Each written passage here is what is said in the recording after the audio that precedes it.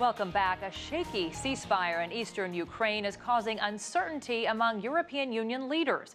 On Monday, the EU agreed to adopt sanctions against Russia, but implementing them is proving more challenging.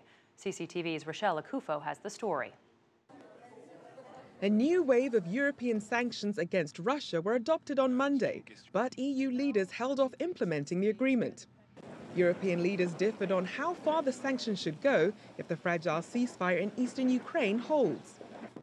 Russian Prime Minister Dmitry Medvedev cautioned that Russian airspace could be closed to Western airlines if the sanctions affected the country's energy and financial sectors, potentially bankrupting struggling airlines.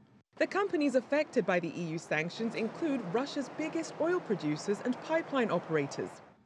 According to an EU diplomat speaking to Reuters, Rosneft, Transneft and Gazpromneft are among the firms who would be blocked from raising capital or borrowing on European markets. The gas sector was not included.